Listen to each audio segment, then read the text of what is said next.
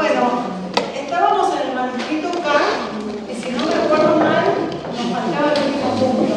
Habíamos llegado, ¿no? ¿A dónde habíamos llegado? Ahí. No, pero habíamos llegado hasta paranoia o histeria. Había visto histeria, no paranoia. Vimos neurosis obsesiva y histeria. Yo entendí el orden que estaba en el texto figura primero paranoia y después histeria. Histeria, me parece, no sé, creo que solamente neurosis obsesiva. Sí. Neurosis obsesiva nada más, solo neurosis obsesiva. Sí. Lo último que tengo, al menos acá, es que dice, cuando viene el síntoma es cuando el yo se defiende, ocasionamiento tipo 1, desentrenamiento tipo 2. Bueno, ahí. Eso era. ¿Qué vimos? Solo necesito acá. Neurosis obsesiva y sí. Sí. ¿Cómo me lo ponen? No, me había sido porque la verdad es que no habíamos como terminado de comprender esto de adelantarnos un poco, entonces no habíamos leído y tampoco teníamos todavía la clase del teórico, entonces como que sí. Bueno, no pasa nada, luego estamos bien con el tiempo. Pensando cómo retomar, no me acuerdo que había presentado. Llegamos Lo último importante que fue un razonamiento desencadenado. Llegamos hasta la defensa secundaria, como la defensa fracasa. O sea, avancé bastante en neurosis obsesiva. Expliqué la defensa secundaria. Ya expliqué hasta ahí. Sí, mejor. Sí, hasta ahí, llegué hasta ahí. Okay. Muy bien. No voy a armar toda la introducción que hice la vez pasada. Lo que sí les voy a decir es que el texto de nuevas puntualizaciones es muy parecido, eso ya se los había dicho, que el manuscrito K es un poco como si fuera un borrador de nuevas puntualizaciones, pero vamos. Y pensando qué hacer. Capaz que lo que voy a hacer es voy a tomar directamente nuevas puntualizaciones, en todo caso voy a marcar si hay alguna diferencia con lo que plantea el manuscrito K. Sí, pero yo les había dicho, con los dos textos, prueba a trabajar las neuropsicosis. Bueno, las neuropsicosis de defensa, ¿sí? Y la defensa en la represión, ¿sí? Esto lo vimos. Y que las diferencias van a estar en los modos en los que se da la represión, el modo de la represión y el modo de retorno. ¿Se acuerdan esto? ¿Esto lo dije? Yo creo que sí. Me parece que sí. Sí, no importa, lo vuelvo a plantear, si no. Estos son los dos puntos como ejes conceptuales, digamos, para plantear las diferencias entre lo que vimos ya de la neurosis obsesiva, la paranoia y la histeria. ¿Está bien? Toda la primera parte, donde él plantea que existe una vivencia traumática, ¿sí? Que tenemos el tiempo 1 y el tiempo 2, lo retroactivo y la puerta en el medio, lo plantea para las tres, ¿sí? Eso es común. También es común para las tres la defensa, ¿sí? Que es la represión. Va a estar en las tres, ¿sí? En la neurosis obsesiva habíamos ubicado que estaba el reproche, ¿sí? ¿No? Eso ya lo habíamos visto. El reproche que aparece antes de la represión, ¿sí?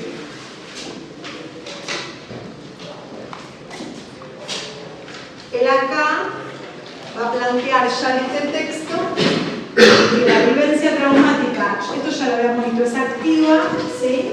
Pero que siempre encuentra una anterior pasiva, eso ya lo habíamos visto, y que cuando la vivencia activa se enlaza, la vivencia pasiva, podríamos decir la vivencia activa, ¿sí? Aparece el reproche, después aparece la represión, y él va a explicarlo así. Cualquier cosa puede escribir, ¿no? No importa. Él va a explicar que la represión ocurre en el punto donde la vivencia activa se enlaza con la pasiva, ¿sí? Porque la activa era vivida con placer, ¿se acuerdan? Sí. Y la pasiva no, era vivida con displacer. Entonces la explicación que él se da acá dice, cuando la vivencia activa se enlaza con la pasiva, o sea, aparece este desprendimiento de placer que es el que provoca la represión. Ah, puse represión dos veces, qué bien. Es el que produce la represión, ¿sí? O sea, el desprendimiento del placer sale del enlace entre las dos vivencias. Sí, es este esquema del Nasraslich. Había puesto reproche a la represión. Ah, Reproche a la represión. Porque lo que dice en la neurosis obsesiva es que el reproche aparece antes. Por eso lo que viste antes. Eso que dice rep era reproche y lo otro era represión. Gracias. Hoy estoy más cansada de lo cansada que estuve los viernes hasta ahora en general. Tuve que ayer reemplazar a otra docente eso es lo que va. a las 7:30 de la mañana, es la cuarta vez que doy la misma clase. Así se lo digo. Así que hoy voy a decir cualquier cosa. Ok, entonces el reproche aparece acá. Y uno podría decir, cuando algo de esto ya está, ¿no? Sí. Dándose. Lo que dice Freud es que aparece el reproche y que después la represión, él de todas maneras se lo explica así. Vamos a buscarlo en el texto. Voy haciendo como un repaso para llegar al punto. Okay. O capaz que lo dice en nuevas puntualizaciones. Pero no, lo dice acá, Dice, la represión puede sobrevenir por el hecho de que el recuerdo placentero, estoy en la página 263 del texto del manuscrito, ¿no? Dice, la represión puede sobrevenir por el hecho de que el recuerdo placentero en sí mismo desprenda displacer en la reproducción de años posteriores, lo cual se debería explicar con una teoría de la sexualidad. Pero también puede ocurrir de otro modo. En todos mis casos de neurosis obsesiva se descubrió a edad muy temprana, años antes de la vivencia del placer, una vivencia puramente pasiva. Y es difícil que yo sea casual. Uno puede pensar en efecto que la posterior conjugación de la vivencia pasiva con la vivencia placentera es lo que agrega el displacer al recuerdo del placer, como estoy diciendo. Lo dice tal cual así. Y posibilita la represión. ¿Sí? Es el enlace de la vivencia placentera con la vivencia displacentera lo que posibilita la represión. Que ahora ahí también es represión, ¿no? ¿Sí? Vamos hasta acá. Acá más o menos había llegado. Después de esto viene lo que habíamos nombrado como el periodo de salud aparente. Sí, acá estábamos, ¿no? El periodo de salud aparente, o defensa lograda, ¿está bien? Que aparece la escrupulosidad. Ahí aparece el retorno, los modos de retorno, el retorno que aparece con la representación desfigurada o el afecto desfigurado. ¿Sí? El retorno ya es el síntoma. El síntoma siempre es un modo desfigurado del retorno. Siempre es una solución de compromiso del conflicto entre lo inconciliable para el yo y la defensa que está en el lado del yo. ¿Sí? ¿Se entiende? Entonces, la representación, ¿se acuerdan que se muda, se transforma en lo temporal y en el contenido? En lo temporal, en lo pasado a lo actual y en el contenido de lo sexual o no sexual. Si lo pensamos en enema, por ejemplo, la risa no parecería ser algo contenido necesariamente sexual, más bien parece que no tiene que ver con lo sexual, salvo que uno empieza a decir, bueno, que algo que haga cosquillas, ya es más equívoco, pero las risas en sí mismas no necesariamente sexual. Y lo que ella tiene miedo, o la representación que se le aparece, es que se van a reír de su vestido. Ahora, no que el pastelero la pellizcó a través del vestido de la infancia y entonces, ¿no? Ahí se ve claramente las dos transformaciones, la temporal y la de contenido, en ese efecto de la risa. ¿Se entiende? Podríamos decir también que está con lo del vestido, que es como un deslizamiento a una cuestión nimia, anecdótica, que haya sido a través del vestido, claramente no es lo más importante de la escena. Podría haber tenido puesto un shortcito, da igual. ¿Sí? Sin embargo, es el puente, el enlace palabra que permite esa conexión. También, el síntoma que aparece desfigurado es eso que hablábamos el otro día de que el yo se ridiculiza, algo así. ¿dónde hablamos de que yo se ridiculiza? Yo de cosas. Claro, por ejemplo, le aprieta mucho las manos, como que empieza a querer defenderse. Bueno, claro, no llegamos ahí, estamos llegando. No, estamos llegando. Esto es la representación obsesiva. Podríamos decir en alguien que se lava todo el tiempo las manos, es una acción. Detrás de esa acción tiene que haber una representación. Por ejemplo, la idea estoy sucio. O sucia. ¿No? Estoy sucia, podría ser la representación obsesiva,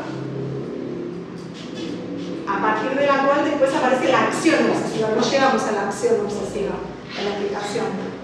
Yo podría decir a alguien que se lava todo el tiempo las manos, inventamos, hacemos ciencia ficción. Alguien que todo el tiempo piensa, tengo las manos sucias. Que además suena, ¿no? Tengo las manos sucias. Está esa dimensión, ¿no? Metafórica de esa expresión. La representación obsesiva, tengo las manos sucias, da lugar a otra cosa. Porque ¿qué dice Freud acá? Y acá avanzamos un cachito más. Cuando aparece esto ya tenemos el síntoma. Para que me falta explicar una cosa más para llegar a eso, que es, también se transforma el afecto, dice Freud. Se puede transformar la representación o el afecto. El afecto se transforma en afectos obsesivos. ¿Saben qué estoy haciendo? Estoy dando los dos textos juntos. Porque les estoy dando en detalle nuevas puntualizaciones. Así que yo voy a avanzar así, dando los dos textos juntos. Porque estoy yo dando mucho más detalle de que era acá después. Pero no importa, porque es lo mismo. Entonces, el afecto obsesivo puede venir en ideas hipocondríacas, en vergüenza, lo dice así, pero acá.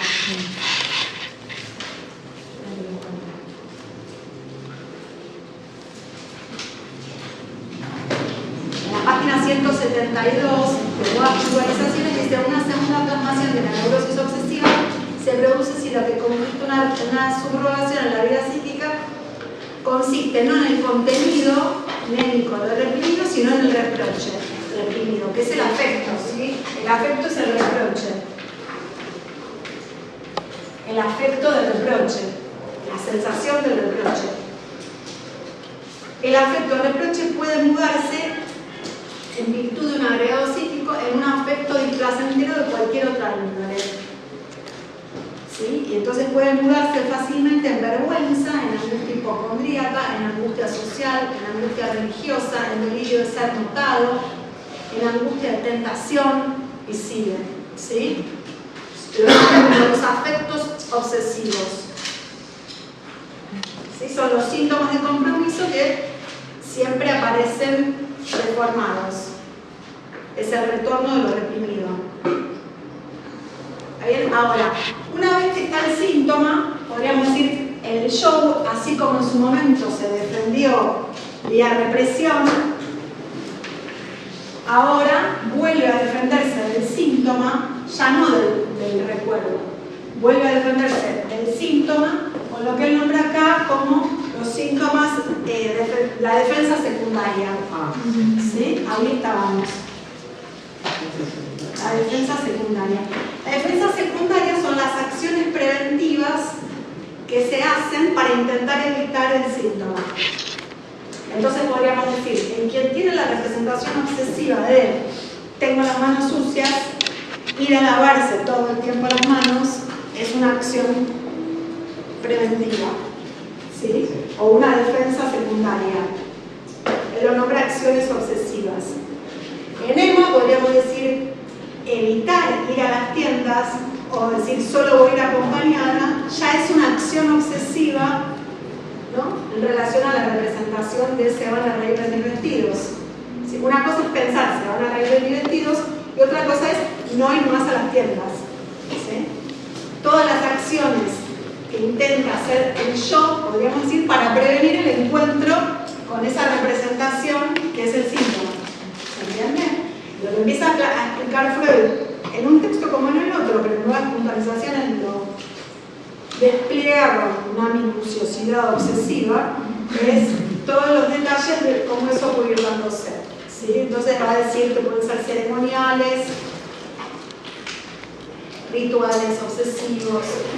La defensa secundaria frente a las representaciones obsesivas puede tener éxito mediante un violento desvío hacia otros pensamientos, o mudarse en lo contrario.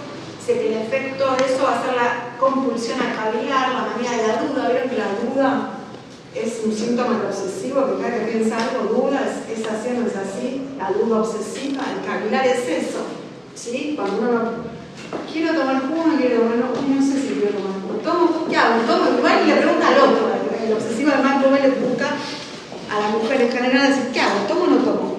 ¿Tengo o no tengo sed? ¿No? Todos esos efectos de cavilación. Pensamientos sobre suprasensibles, la compulsión de pensar, ese no puedo parar de pensar, quiero, ¿no? Voy a hacer meditación a ver si puedo parar de pensar. Y examinar la manía de la duda, ¿sí? La manía del contacto, de que las cosas no se toquen, de que no entren en contacto. Medidas protectoras, bueno, medidas expiatorias y preventivas. Son como, ¿no? ¿Vieron Mi Mejor Imposible que te recomendé otra vez? ¿Te gustó? Es divertido. ¿Cuál fue? La película que te recomendé la otra vez, Mejor Imposible. Ay, la ves mucho. Muy bien. Y el otro miedo. Bueno, hasta ahí lo obsesivo, ¿sí? En este texto, bueno, lo que va a plantear también acá, no sé si la vez pasada lo puse el acento en esto, pero a mí me parece un punto importante de acá. En este punto de salud aparente aparece la escrupulosidad, ¿sí? La moral, ¿sí? A partir de la represión, y hay un punto donde esto que lo nombra como el síntoma primario, ¿sí? ¿Se acuerdan de eso? Marca una cosa que si la entienden ahora nos va a venir espectacular para cuando tengamos que ver temas más complejos, que es que los escrúpulos o la moral no es lo que causa la represión. No es que se reprime porque yo soy muy escrupuloso, muy moral, muy limpio, ¿sí? Es al revés. Todo esto es un efecto de la represión, ¿sí? A partir de la represión, esto aparece como síntoma primario, a partir de que se olvida lo que él había nombrado la inmoralidad infantil, o el infantilismo, ¿sí? A partir de la represión, todo esto se olvida, se desconoce. Por eso, cuando el recuerdo empieza a aparecer, aparece el reproche, ¿sí? Y después del reproche aparece la represión. Uno podría decir, el reproche ya es algo que está empezando a establecerse. Eso que hasta acá, ¿sí? Se había vivido activamente con placer, está todo bien, ningún problema, empieza a tener un tinte de que algo no anda tan bien. Aparece el reproche. Lo que, no me acuerdo si lo habíamos visto en Emma, que en Emma va 2 veces a la película y aparece el reproche. Hasta acá la neurosis obsesiva. ¿Está bien? ¿Alguna pregunta? En el momento que se genera la represión, o sea, esa que está ahí, que después se da la salud aparente, o sea, ¿qué tipo de represión? Como que lo que yo quiero saber es qué tipo de síntoma aparece ahí. Porque entiendo que después, cuando trata de reprimir el síntoma, aparecen todas esas reacciones obsesivas. Pero ¿Es la neurosis obsesiva? Sí. Todavía no hablamos de histeria. ¿Es la neurosis obsesiva? El síntoma que aparece es esto que estamos diciendo acá. El retorno de la representación desfigurada o el retorno del afecto desfigurado también. El afecto también aparece desfigurado. Lo podría decir enema. La represión se ocurre, ¿sí? Y lo que vuelve en algún momento y lo que aparece como síntomas cuando ella empieza a tener esta idea de que se van a reír mis vestidos, ¿sí? Y empieza a no poder ir a las tiendas, tiene una fobia, digamos, a entrar a las tiendas. Ahí se da el síntoma, no antes. Antes no hay síntoma. Ok. Hay algo como Sí, no, se me está confundiendo creo que con la histeria. Como que... Ahora vamos a ver la histeria, no llegamos a la histeria todavía. Hay un punto que es común y un punto donde se separa de la neurosis obsesiva. Sí.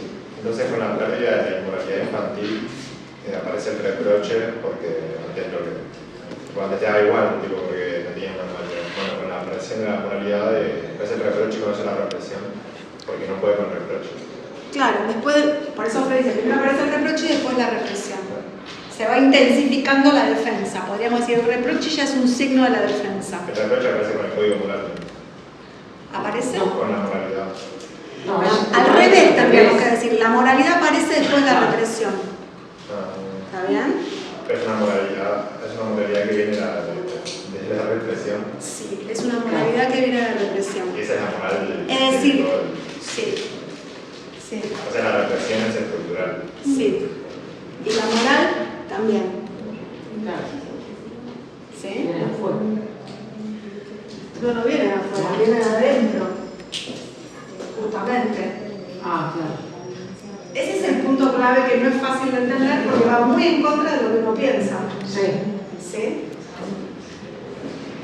La represión es una defensa psíquica. Sí. ¿Sí? ¿Está bien? Es una defensa del aparato frente a eso que irrumpe. ¿Se acuerdan que teníamos el principio de la constancia, que es el trabajo psíquico?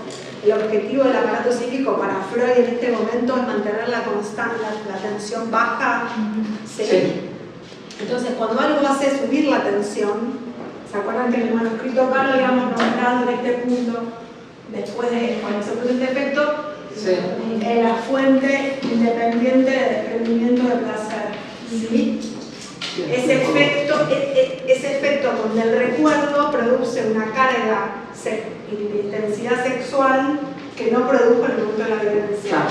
¿Sí? Eso que ocurre ahí es lo que provoca la represión. Ese rechazo de lo psíquico, de eso que irrumpe, no desde afuera, de adentro. ¿Sí? Por eso el problema no es con el otro, es con uno mismo. ¿Sí? Bueno, voy a pasar a la histeria, que ahí capaz te ayuda a entender las diferencias. Vamos a pasar a la histeria, entonces voy a borrar todo esto. Nos olvidamos un poco de todo esto. En el texto que no trabajamos, que no es nuevas puntualizaciones, que es puntualizaciones, se transmite más clara una idea, que es que la defensa lo que produce frente a la aparición de una representación inconciliable, así la llama allá y así la llama acá, ¿sí? La representación inconciliable ya es ese recuerdo cargado de un afecto insoportable. ¿Sí? La representación inconciliable aparece cuando la vivencia ya está enlazada al afecto. Esa representación inconciliable, el aparato se defiende divorciando la representación del afecto. ¿Sí? Separa la representación del afecto. La neurosis obsesiva lo separa, pero los dos quedan en el ámbito psíquico. ¿Sí?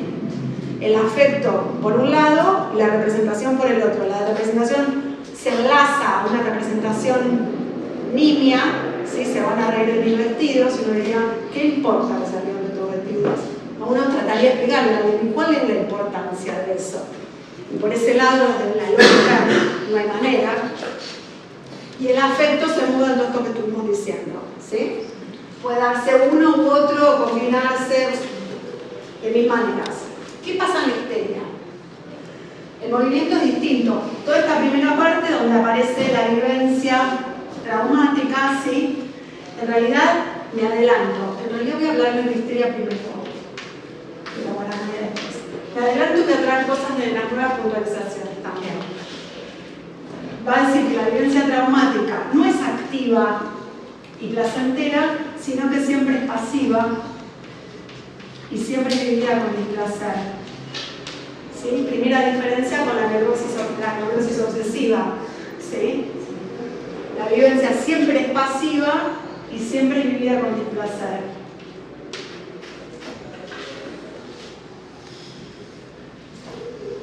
En el tiempo 2, cuando se produce el practice, ¿sí? Y aparece la representación inconciliable, aparece la represión directamente, dice, no aparece una defensa que pueda desfigurar la representación. La representación directamente se reprime por completo, es decir, la defensa está lograda sobre la representación y queda en el manuscrito. Pablo lo nombra como la laguna anémica. ¿Sí? Hay un olvido completo de la representación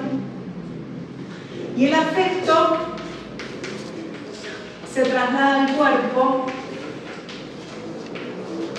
vía la conversión, la inervación a lo somático en una parte del cuerpo. ¿Sí? Aparece el ataque histérico. ¿Eso es desplazamiento? Es un desplazamiento a lo corporal del afecto, una descarga directa en el cuerpo. ¿Sí? Va a decir, en una parte del cuerpo que está atravesada por las palabras. Entonces va a ser un cuerpo que no es el cuerpo orgánico de la medicina, sino que va a ser un cuerpo reportado por las palabras que estaban en juego, podríamos decir, en la representación rechazada. ¿Sí? No sé si vieron algún caso hasta acá. Vamos a ver ahora dentro de poco, así que no se preocupen. No voy a tomarlo porque, ¿no? Pero bueno, el síntoma de Dora era tener tos, ¿sí? Y eso se va a enlazar con escenas con el padre y ciertas fantasías y demás, ¿sí? Pero la diferencia entre la neurosis obsesiva y la histeria es que en la histeria lo que aparece es el síntoma en el cuerpo, no pensamientos como la hipocondría de tengo miedo de enfermarme de el dolor en el cuerpo, la ceguera histérica. No veo, no es que digo que creo que no voy a ver, es no veo, ¿sí? No ve. O tengo una parálisis en las piernas, no me puedo parar. No es creo que no me puedo parar, ¿sí? El cuerpo está tomado por el síntoma conversivo, ¿no? Masivamente. El cuerpo está hablado es una hermosa manera de decirlo. Es el que vimos de Elizabeth. Sí, ¿qué te acuerdas de Elizabeth? Que no podía, le dolían mucho las piernas, que tenía fatiga de caminar. Y ese síntoma, ¿cómo estaba enlazado? Primero con el que cuidaba al padre, que no quería hacer nada. Es decir, el dolor en el cuerpo, esa zona del cuerpo, la que estaba enlazada con el recuerdo traumático, podríamos decir, ¿sí? Por eso ese cuerpo es un cuerpo que está recortado por las palabras que enlazan con esa representación que está repetida. ¿Está bien? ¿Entienden? Bien. Hasta ahí la histeria. Más cortita era lo que yo decía. Más fácil. Vamos entonces ahora a la paranoia. En la paranoia, Freud va a seguir buscando la vivencia traumática. ¿Sí? Va a seguir detrás de la teoría del trauma. Va a seguir buscando esto. Va a seguir buscando el recuerdo. ¿Sí? También va a decir que la represión, como les decía, está. Él va a seguir hablando de la represión. Va a decir que es una represión más enérgica, una represión distinta. De hecho, acá en nuevas puntualizaciones va a hablar de la psicosis de defensa. ¿Sí? Ya no de la neurosis de defensa. Dice, desde hace ya largo tiempo aliento la conjetura de que también la paranoia o grupo de casos pertenecientes a ella es una psicosis de defensa, es decir, que proviene lo mismo de la histeria de las representaciones obsesivas, de la represión de recuerdos penosos, y que sus síntomas son determinados en su forma por el contenido de lo reprimido, pero con un peculiar camino o mecanismo de la represión. Es decir, hay algo que ella ubica en un cambio en el modo de la represión, ¿sí? Distinto a la neurosis obsesiva y a la histeria. Podríamos decir, la neurosis obsesiva y la histeria comparten el modo de represión. La paranoia ya no comparte, como es un modo, como dice que les dije, peculiar, un mecanismo de la represión. ¿Sí? Así como la histeria lleva a cabo esta por el camino de la conversión a la innovación corporal, y la neurosis obsesiva por sustitución, desplazamiento a lo largo de ciertas categorías asociativas. ¿Sí? ¿Qué decía? ¿Hay una psicosis de defensa? Sí. Bueno, además de que el modo de represión, él empieza a ubicar que hay una diferencia, y empieza a nombrar la psicosis, va a decir que el modo de retorno es otro también. ¿Por qué? Va a decir que el reproche está con la neurosis obsesiva, ¿sí? Podremos decir, bueno, si el reproche está es porque hubo una acción, ¿sí? una una vivencia activa, no lo dice tan claramente, pero si no, no sé de dónde sale el reproche. Pero a diferencia de la neurosis obsesiva, donde el reproche es un autorreproche, ¿cómo pude haber ido por segunda vez a la tienda? Sí, después de haber ido. Dice el reproche por proyección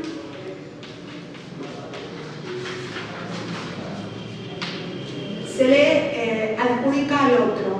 Es el otro el que me reprocha con tono de amenaza cómo fuiste a la tienda. ¿Sí?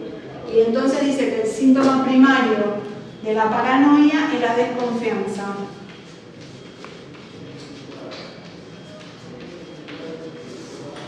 ¿Está bien?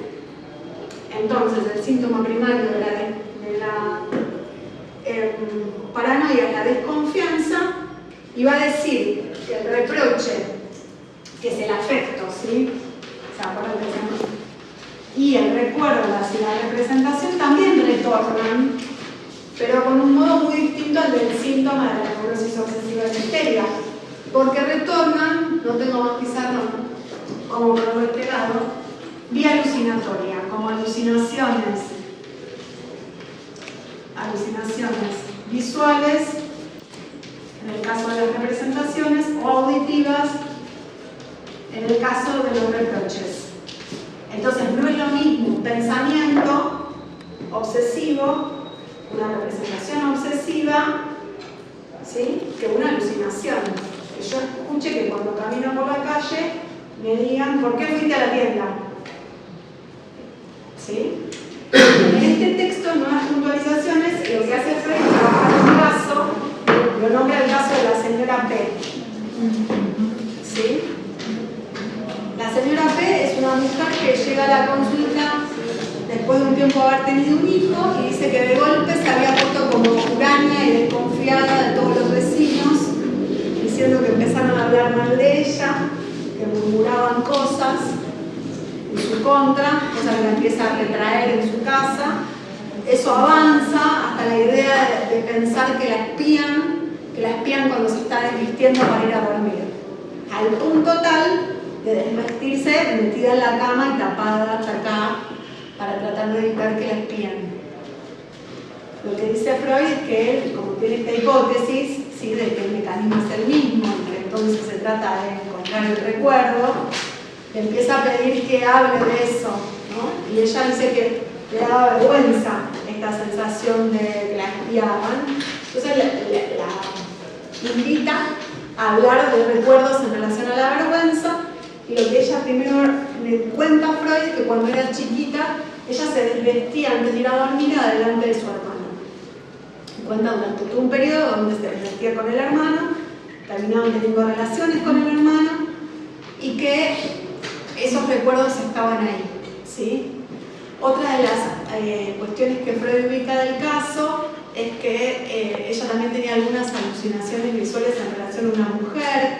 En realidad no una mujer, tenía sensaciones en el regazo. Es minucioso el caso, yo estoy contando algunos detalles, no lo estoy contando al detalle, pero para tratar de ubicar las cosas que estuvimos viendo, ¿sí? Y que bueno, que él todo el tiempo está buscando el recuerdo detrás de la alucinación, podríamos decir, ¿no? Que de alguna manera le explicarían de dónde sale ese material. Entonces después va a decir que la historia esta arranca a partir de una pelea del hermano con su marido, a raíz de lo cual se dejan de ver, y en particular a partir de una visita de la cuñada que hace un comentario de la familia, ¿sí? Dice, de la familiar. Dice, un comentario donde ella no pudo más que sentarse por aludida. Estoy en la página 179. Dice, sí, que la cuñada dijo, si me pasara algo así, lo tomaría a la ligera. ¿Sí? Pero dice que, bueno, detrás del recuerdo de ese comentario de la cuñada en la conversación, resultó que la conversación con la cuñada había sido en torno a dificultades entre los hermanos en las familias, y la idea de que en toda familia ocurren muchas cosas sobre las que se prefiere echar un manto, y que si a ella le pasara algo así lo tomarían a la ligera. Esa fue toda la conversación. Ella solo recuerda primero solamente el final de la conversación y después recuerda todo lo anterior. Entonces ella dice que se empezó a sentir aludida con la expresión de si me pasara algo así lo tomaría a la ligera, porque todo el relato de la cuñada hacía que ella se sintiera, ahí se ve la cuestión de cómo el reproche ella escucha que viene del otro. La primera seguramente está hablando de cualquier otra cosa, de cosas que le deben haber pasado a ella, pero ella en esa sutileza empieza a escuchar que el reproche le viene del otro. ¿Sí? Ahí se ve bastante claro. Avanza, dice, y se vio forzada a negar esta sensación de que su cuñada le hacía un reproche y ofreciéndole el contenido de la frase ningún asidero para ella. Bueno, entonces dice, tenemos aquí una prueba probablemente típica de que las falsas impresiones de la paranoia están basadas en una represión. ¿Sí? Incluso el temor a que la espiaran también estaba basado en estos recuerdos.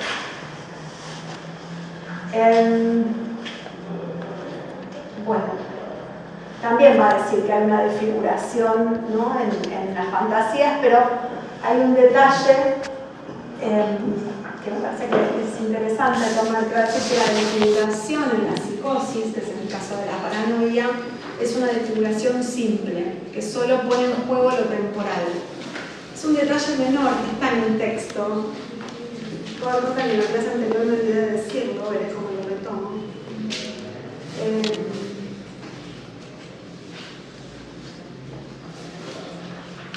¿Dónde estaba?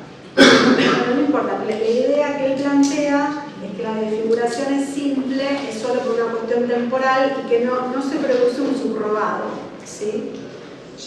Me parece que es un detalle importante ese, porque da cuenta de alguna manera de algo que cada vez se va a ir como transmitiendo más, que es el modo de relación del sujeto al lenguaje, ¿sí? En el subrogado, cuando ahora vuelve todo la media, pero cuando decimos la risa es lo desfigurado de eso sexual que Emma reprime, ¿no?, como afecto, podríamos decir, hay un efecto metafórico, ¿sí?, de la risa a lo sexual. ¿Sí? Eso es el subrogado, la sustitución de una cosa por otra. ¿Sí? Hay ese efecto de sustitución. ¿Sí? En cambio, en la psicosis, cuando él dice es una desfiguración simple, no aparece el subrogado, simplemente hay un cambio en la temporalidad. Lo sexual sigue siendo muy evidente. ¿Sí? No hay esa creación de un subrogado. Es decir, hay algo de lo metafórico que en la psicosis no aparece. ¿Sí? Y uno en la clínica lo ve también bastante. En la psicosis lo que aparece es una literalidad. Porque sigue siendo, no es como que la histeria o la neurosis obsesiva es más una representación más conciliable y en la psicosis directamente no, como que se ve literalmente. No estoy diciendo eso, estoy diciendo otra cosa. En la psicosis hay un rechazo, lo que se reprime es tanto la representación como el afecto, ¿sí? Quedan fuera, ¿sí? Entonces lo que aparece es puesto en el otro, afecta a las dos cosas, ¿sí? Ahora, lo que estoy diciendo es un modo de relación con el lenguaje, ¿sí? La posibilidad de hacer o no una metáfora, ¿sí? Yo recién les decía, una persona obsesiva que se va a lavar las manos todo el tiempo, por ahí la representación obsesiva es tengo las manos sucias. Cuando yo digo tengo las manos sucias, hay una significación en juego que ustedes pueden captar, ¿no? Sí. Decir tengo las manos sucias quiere decir un montón de cosas, ¿no es cierto? Sí, pero la persona que lo dice no se da cuenta y no dice el verdadero. Cuando decimos que tiene una significación literal, no es que no se da cuenta, es que no cuenta con esa posibilidad. Tener las manos sucias es esto. Sí, puede decir tengo las manos sucias, no es que puede decir tengo las manos sucias, pero tener las manos sucias es esto, y ninguna otra cosa. Sí, ¿Está bien? No es que quiere decir otra cosa, no es que está en el lugar de otra cosa, no es como el efecto de la poesía. ¿Sí? Que yo puedo decir el corazón me explota de felicidad. ¿Sí? Eso es la paranoia. En la paranoia no hay esa posibilidad metafórica, poética, ¿sí? No hay un subrogado, dice Freud.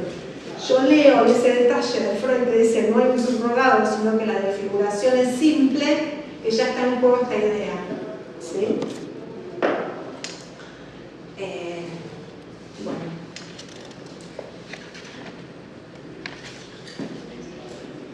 ¿Hay alguna pregunta acá?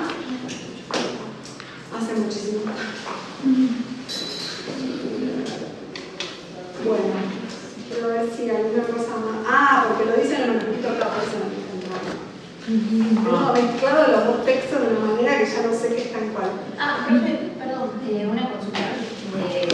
No entendí muy bien. ¿La vivencia en la paranoia sería activa, pasiva o no? Mira, Eso es el trauma. Claro, no. sí, él dice que está la vivencia, pero no le da tanta entidad, digamos, a ubicar tanto en la histeria como en la neurosis obsesiva. Yo lo pasé un poco por alto porque no me parece lo más importante. Empieza que si fue antes de los 8 años, que si fue después de los 8 años, que si... ¿Sí? Yo digamos, son detalles que no son los más relevantes. Okay. Cuando habla de la paranoia, hasta donde yo marqué y recuerdo y tengo presente, no le da mucho trascendencia a eso, ¿sí? Arranca con el caso, ¿sí? Y después creo que no dice nada. Habla de la violencia infantil, proviene de una represión, los síntomas de la paranoia admiten una verificación semejante. Brotan igualmente de la defensa primaria, no aclara eso, Okay. no entra en ese detalle. Okay. ¿Sí?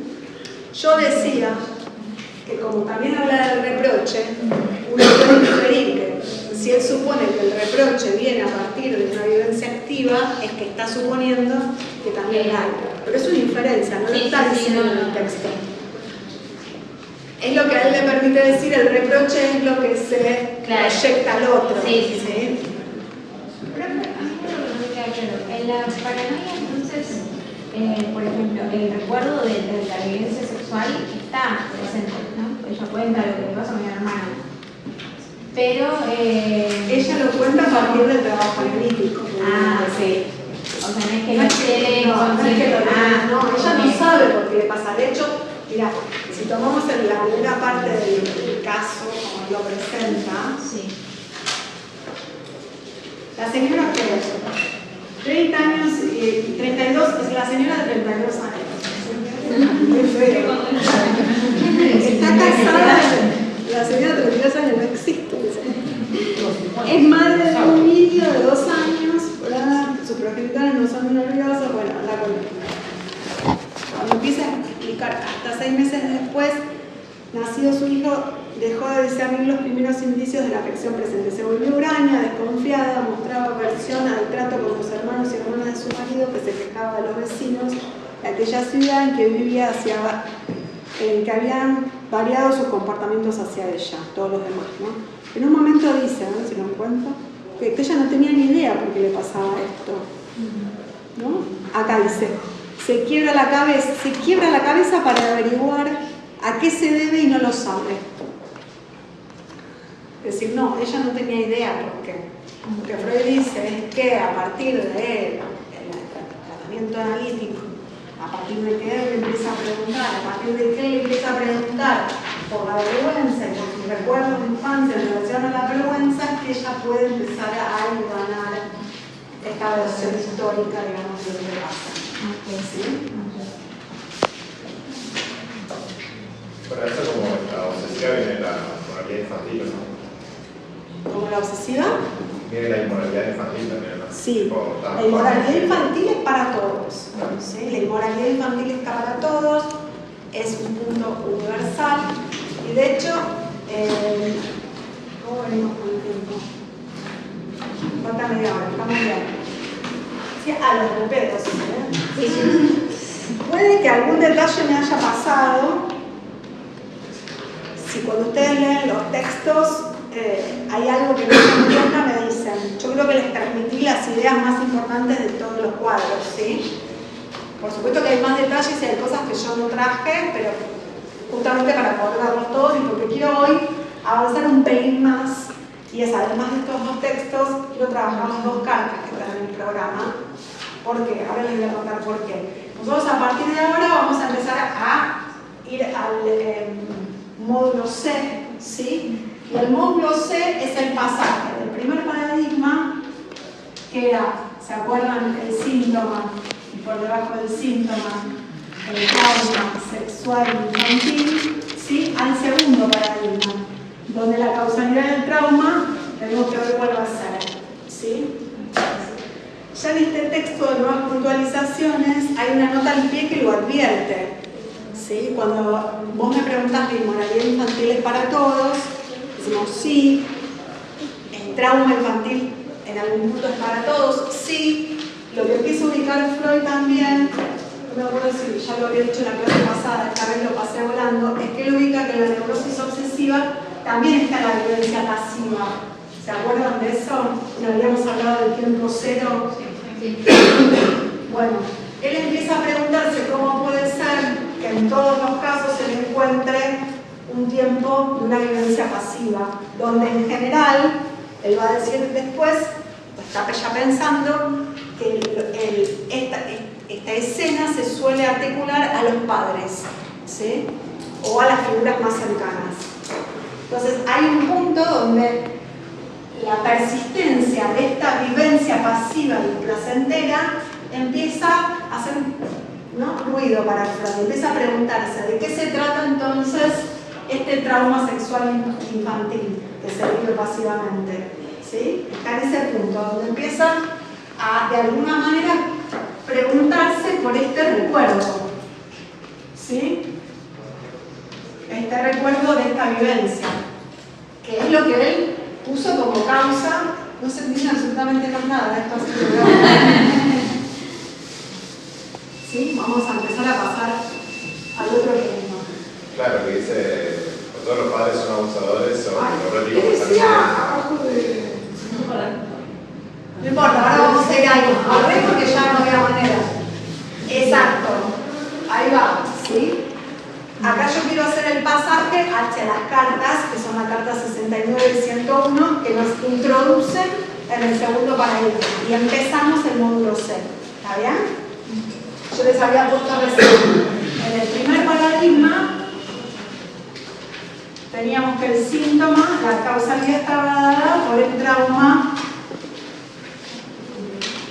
sexual infantil, que Freud ubica como un recuerdo, ¿sí?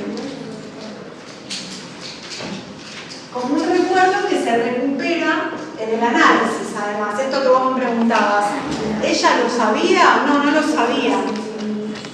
Llega a esos recuerdos en el trabajo analítico. Él en varios puntos de los dos textos va a decir que estos recuerdos no se recuperan por un esfuerzo consciente, ¿sí? Que no es que se puede recordar fácilmente esto. Va a decir, estos recuerdos logran llegar a la conciencia después de todo el trabajo analítico. ¿Qué es el trabajo analítico? Ir recorriendo como si fuera en el camino inverso de lo que fue la formación de ese síntoma, ¿sí? Ir pensamiento a pensamiento, deslizamiento, ocurrencia a ocurrencia, puente, palabra, ¿no?, de la risa de los empleados a la risotada del panadero, del vestido del que ella cree que se van a reír, al vestido que tenía puesto en ese momento, ¿no? Desandar todos esos caminos. Ese es el trabajo analítico que permite armar este recuerdo. ¿Sí?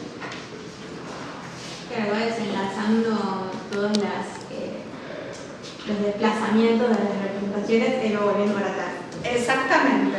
Es como ir desanudando un nudo. Claro. ¿Sí? Tiene que ver con lo de la repetición de las palabras que decía Freud. Los puentes de la palabra. Sí.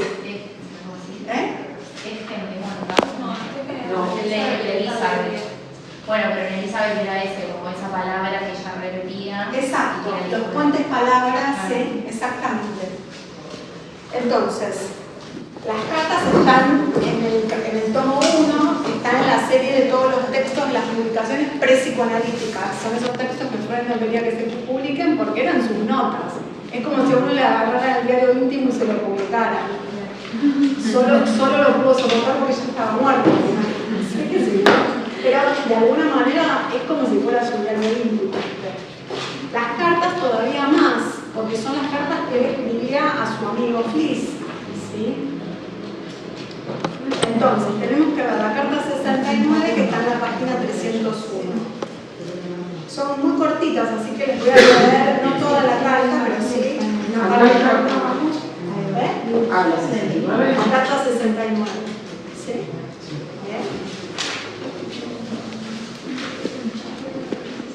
Como dijeron en la otra comisión, ustedes en práctico tienen solo la primera parte. ¿De la carta? ¿Tienen solo la página 301?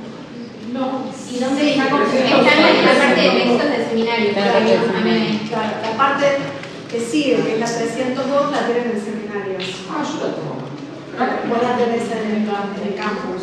Ah. Pero ahí la tienen. No, está solo la 301. Por eso, pero sigue un poquito más, pero no. bueno. No, pero sigue un poquito más y termina. ¿Hasta dónde sigue?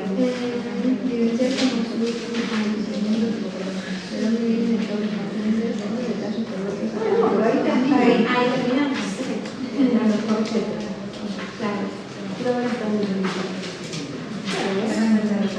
Bueno, no sé. Está todo. Empiezo así. Y enseguida quiero confiarte el gran secreto que poco a poco se me fue trasluciendo en las últimas semanas. Yo no creo más en mis neuróticas. Dale, después todo lo que hicimos hasta acá, vamos a decir así. ¿No es cierto? Ahora que me convenciste, vos decís que no les creo más. Ok, pero igual vamos a ver qué matiz toma ese no les creo más. ¿Sí?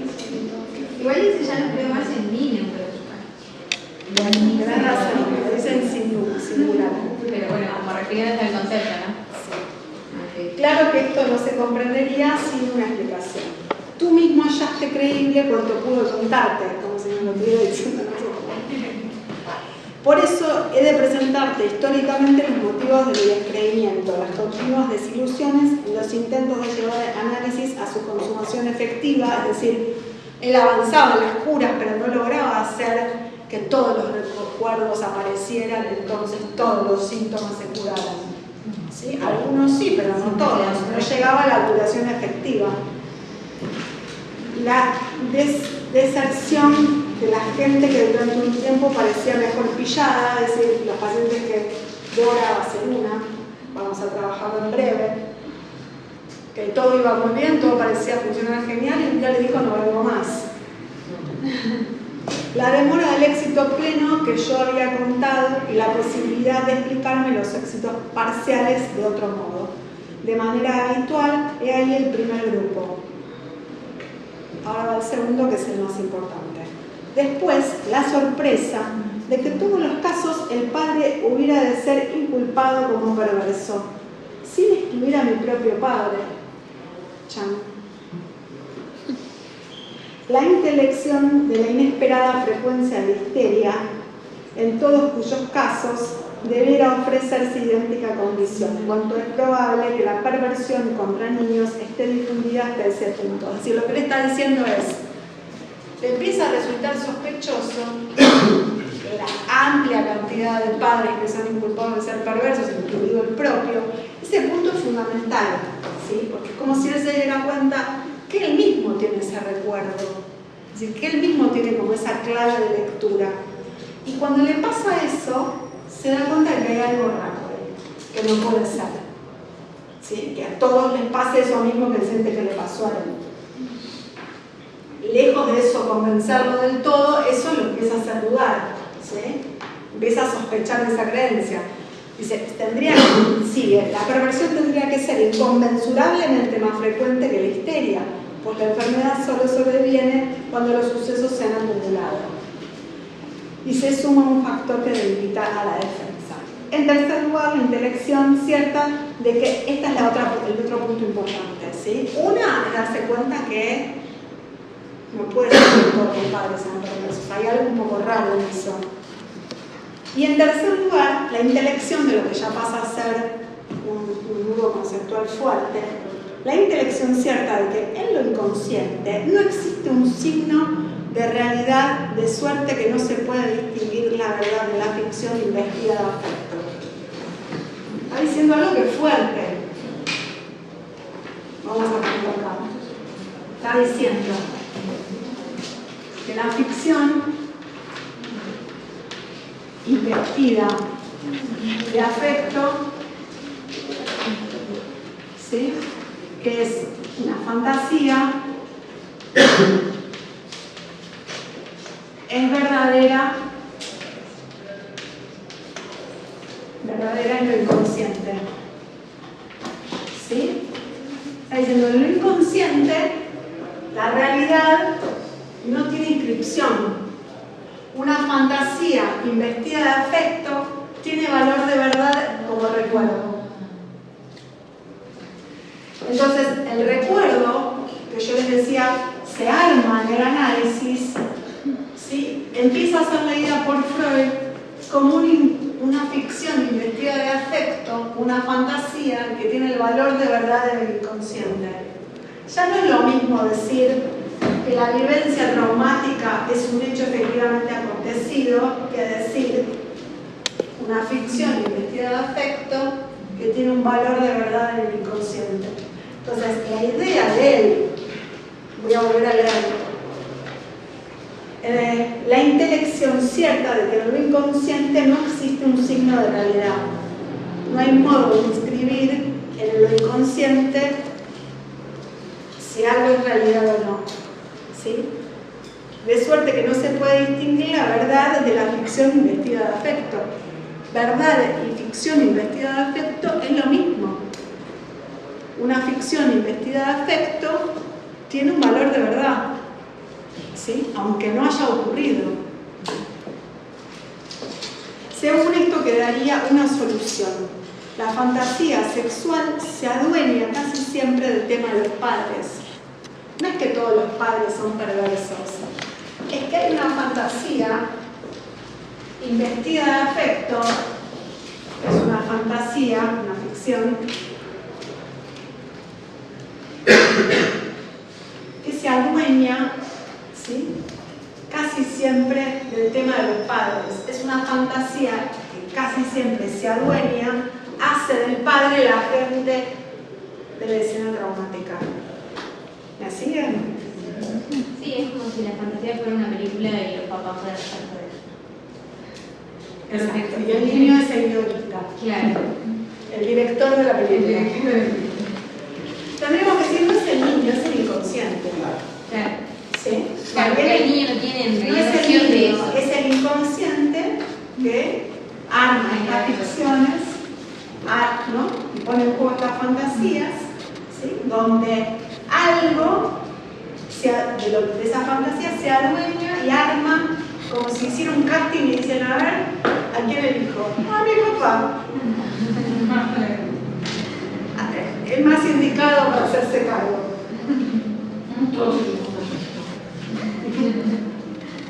Bueno, la carta sigue. Sí, dice, todo ello me predispuso para una doble renuencia a la solución cabal de una neurosis y al conocimiento cierto de su etiología en la infancia. Bueno, ahí sigue. Las fantasías que se remontan a la infancia, con ello el factor de la predisposición. Bueno, empieza como a estar en ciertas dudas de todo lo que él dijo hasta acá. Y acá hay una parte que a mí me parece como divertida.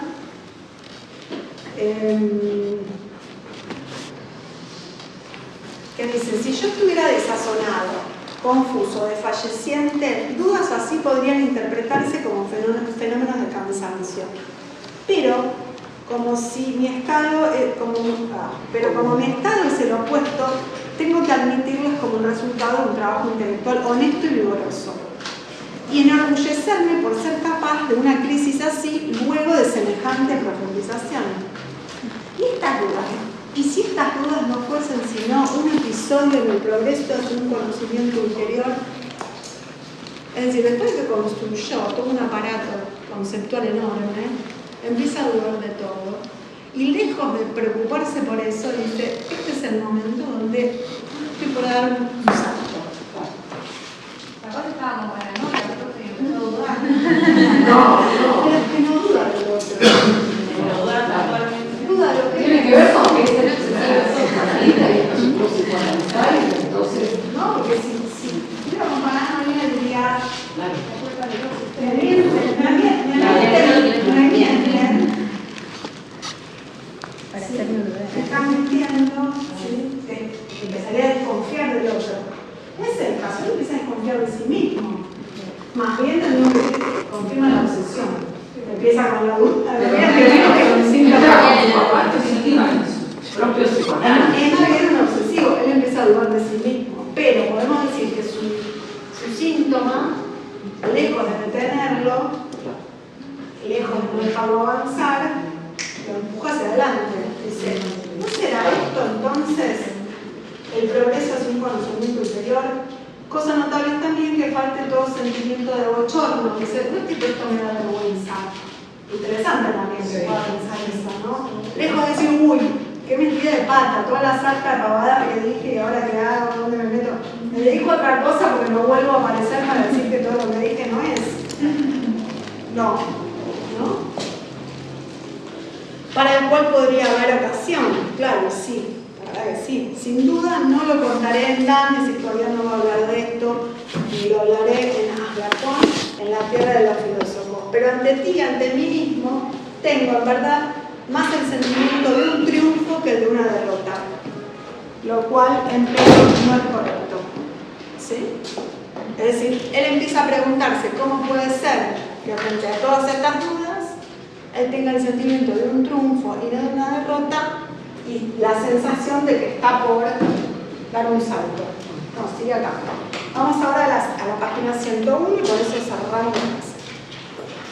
¿De qué? Está en el mismo tomo, ya te digo en qué página. Pero yo no lo tengo por ¿Cómo lo tenés? Es la carta 101, 318. Más cortita todavía, así que un poquito, pero es muy fuerte para mí.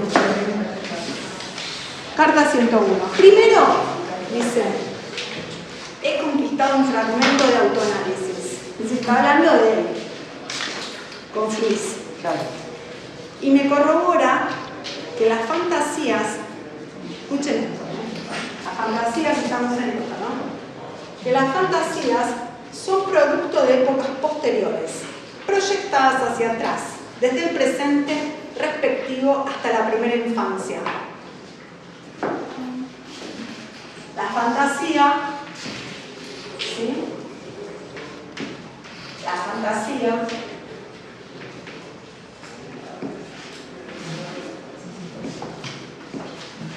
desde el presente vuelve.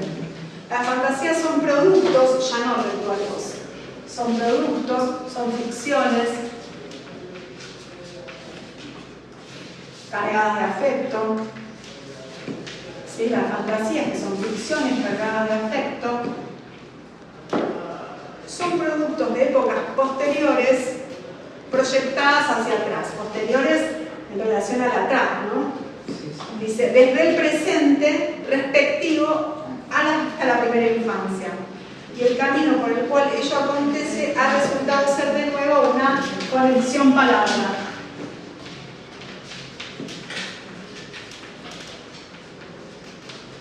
¿Sí? A la pregunta, por lo que ocurrió en la primera infancia, ¿sí? A la pregunta de qué ocurrió en la primera infancia, reza, 2 puntos, nada. ¿Qué ocurrió en la primera infancia? Nada, pero, el pero no salga, porque no nos dedicamos a otra cosa. Pero había ahí un germen de emoción sexual. Un germen de emoción sexual. Entonces, segundo paradigma, el síntoma, la causa es una fantasía. ¿Sí? Vamos con eso. ¿Pero qué? Sí, esa nada es la falta de una experiencia de placer. No puedo ver, porque no puedo ver nada. Mira, Pero... no te lo estoy viendo. Está bien, Tenés que leer, estoy inventando yo. No, el síntoma abajo, entonces el Fantasía, segundo fantasía. Fantasía es una ficción. Ahora vamos a tratar de entender esa nada y el germen de emoción sexual. No ocurrió nada, quiere decir que no es un hecho. Sí.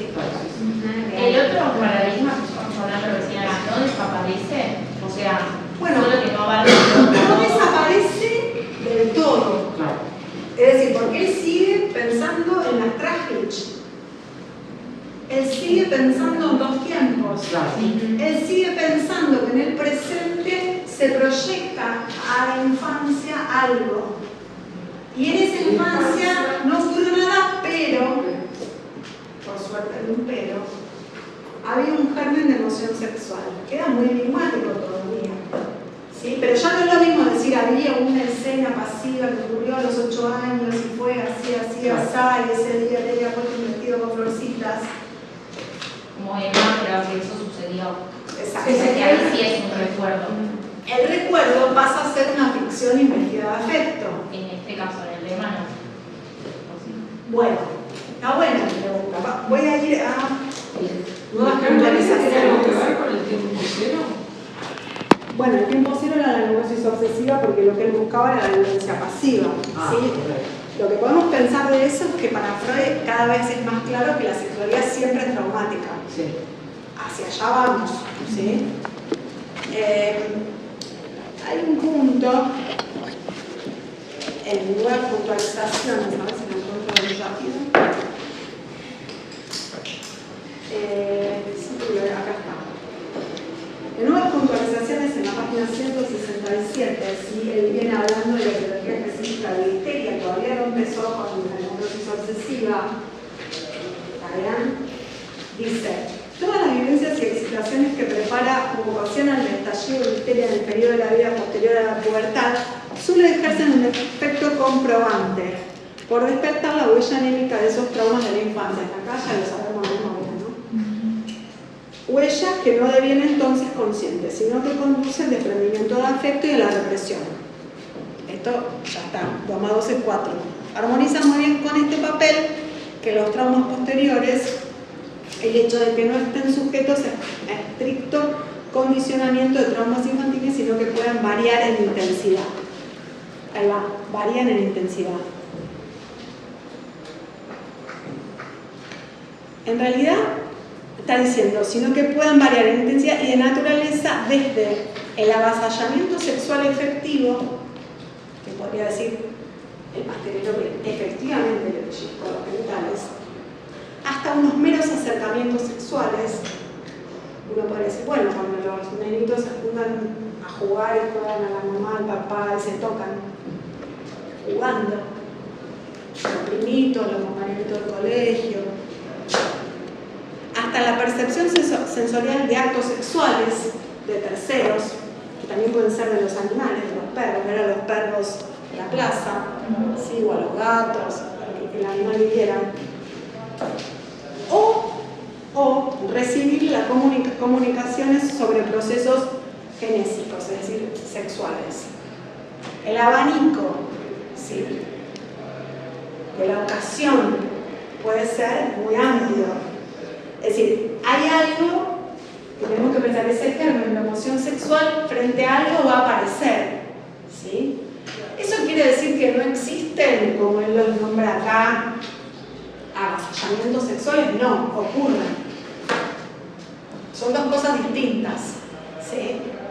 No es que no ocurran, pero lo que él está planteando es otra cosa, que aunque hayan ocurrido, ¿sí? El recuerdo lo empieza a pensar como una ficción investida de afecto que pone un poco una fantasía, ¿sí? Que tiene un valor real en el inconsciente. ¿Se entiende la diferencia? Sí. Bueno. Sigo con esto, sigo con la carta centromonada, pero había ahí un germen de emoción sexual. La cosa sería linda y redonda para contarla, pero escribirla demandaría medio pliego y entonces queda para el Congreso de Pascuas, junto a otras noticias sobre mi historia de juventud. En segundo lugar, ha sido un nuevo elemento psíquico que considero universal, de universal sustantividad, y concibo como un grado previo del síntoma, ¿sí? Incluso anterior a la fantasía. Es decir, él empieza a llamar a esto, o a este punto, ¿sí? El elemento psíquico que considera universal. Ese es otro detalle enorme, que ahora vamos a ir viendo dónde nos lleva. Porque al plantear que es universal, ¿sí? Es un para todo el mundo. Eso quiere decir universal. Si es para todo el mundo, ya no queda sujeto a que ocasionalmente algo te ocurra. Es decir, aunque el pastelero no le haya proyectado genitales a través del vestido a Emma, algo en algún momento de esta combinación sexual hubiera aparecido. Tampoco es que da lo mismo, tampoco es que no importa, por supuesto que tiene todas sus consecuencias que sean de un modo o de otro. Pero el punto está en ir ubicando que para Freud la sexualidad es traumática universalmente y que siempre va a dar la predisposición a la neurosis por todo esto. Y sigue. Y consigo como un grado previo el síntoma, eso ya les leí. Dice, ayer estaba fatigado y hoy no puedo seguir escribiendo en la dirección intentada, porque la cosa crece, en torno de eso hay algo, eso despunta. Seguramente en los próximos días se agregará algo más. Te escribiré, pues, cuando se haya vuelto transparente. Solo te revelaré que el esquema del sueño es susceptible de la más universal aplicación. Que en el sueño reside efectivamente al mismo tiempo la clave para la histeria. ¿Sí? Él le advierte, le cuenta, le anticipa eso a Fries. ¿Sí? Entonces va a pasar de lo universal al sueño. El sueño ya no es un fenómeno patológico, no es un síntoma de neuróticos como enfermos, ¿no? Patológicamente. El sueño es un fenómeno de la vida psíquica normal. Entonces, él empieza a ser lejos de dejar caer su teoría. ¿Se acuerdan de la carta 69? Volvamos a la... Lejos de dejar caer su teoría, fíjense, ¿no? Uno por ahí, bueno, hasta acá llegué listo, me retiro, me dedico a otra cosa, ¿no? Acá yo hubiera hecho eso. Lejos de, ¿no? De eso, página 69, volvemos a la página 69. Pero lo leí recién, ¿se acuerdan lo que decía, no? Lejos. Ah, porque es la 301. La 69 es la carta, no la página. No la iba a encontrar nunca, sí. Exacto. ¿Sí? Dice, si yo estuviera desazonado, confuso y falleciente, dudas así podrían interpretarse como fenómenos de cansancio, pero con mi estado es el opuesto, tengo que admitirlas como resultado de un trabajo intelectual honesto y vigoroso y de enorgullecerme por ser capaz de una crítica así luego de semejante profundización. Y si estas dudas no fuesen sino un episodio en el progreso hacia un conocimiento ulterior, el paso que le está dando es empezar a hablar de que todo esto no es una contingencia que le ocurre a algunos a veces, sino que hay algo estructural que le permite hablar de una cuestión universal y de fenómenos que son normales y que aún así le van a servir para explicar el sueño. La próxima clase vamos a trabajar conferencias 7, 9 y 11 del sueño. ¿Sí? Esto nos va bien. Contenido manifiesto del sueño y pensamientos oníricos, la censura onírica y el trabajo del sueño.